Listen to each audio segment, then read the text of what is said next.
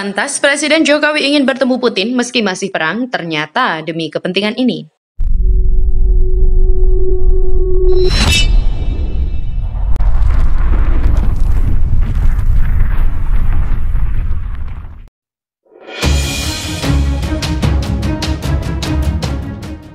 Sebelumnya dikabarkan Presiden Jokowi melakukan kunjungan kerja ke Rusia dan Ukraina. Terkait hal itu diketahui kedua negara Rusia dan Ukraina saat ini masih berperang.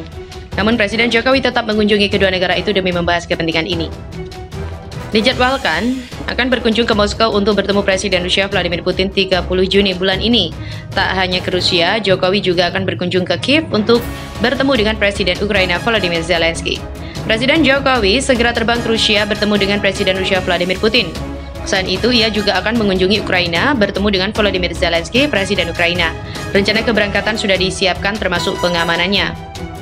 Presiden Jokowi dijadwalkan akan berkunjung ke dua negara yang tengah terlibat perang, yakni Ukraina dan Rusia pada akhir Juni 2022 ini.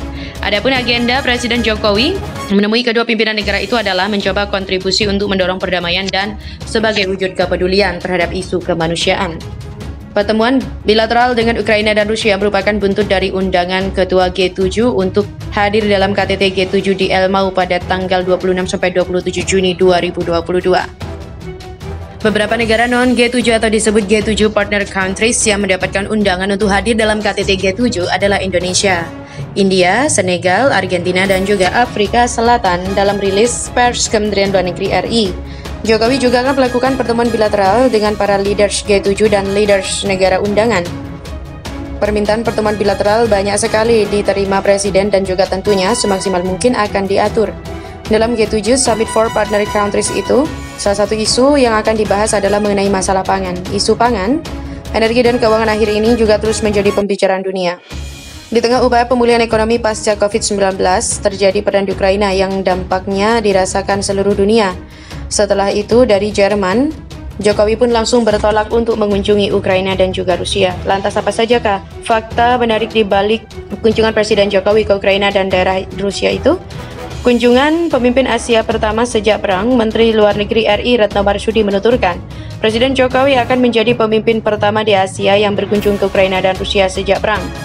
Menurut Retno, kunjungan itu menunjukkan kepedulian terhadap isu kemanusiaan dan mencoba memberikan kontribusi untuk menangani krisis pangan yang diakibatkan oleh perang. Terjunkan 39 Pas Pampres bawa senjata laras panjang. Pasukan pengamanan Presiden atau Pas Pampres menerjunkan 39 personil untuk mengawal Presiden Jokowi dalam lawatannya ke Ukraina dan Rusia pada akhir bulan ini. 30 personil tersebut terdiri dari tim penyelamatan, tim utama, main group dan juga tim pendahulu. Sejumlah perlengkapan juga akan dibawa Pas Pampres dalam mengawal Presiden, diantaranya helm, rompi, anti peluru, hingga senjata laras panjang, di mana pihak Ukraina, kata Tri, memperbolehkan Pas Pampres membawa senjata laras panjang dengan amunisi tidak terbatas. Pas Pampres juga sudah melakukan komunikasi dan koordinasi dengan KBRI di Ukraina dan Rusia untuk pengawalan Presiden nantinya. Tri mengatakan, sebelum Presiden berangkat, tim pendahulu Pas Pampres akan diberangkatkan.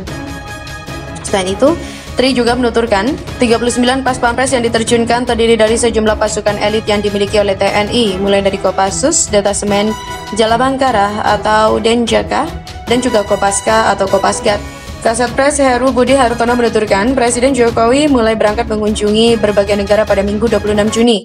Heru juga menyampaikan dalam kunjungan ke sejumlah negara kali ini, Presiden dan rombongan akan kembali menggunakan pesawat Garuda Indonesia tipe Boeing 777-300ER yang dicharter. Pesawat itu sebelumnya juga digunakan Jokowi ke Amerika Serikat untuk menghadiri KTT khusus ASEAN-AS pada Mei 2022. Pesawat yang sama juga digunakan Jokowi saat bertolak ke Roma, Italia dalam rangka KTT G20 pada 2021.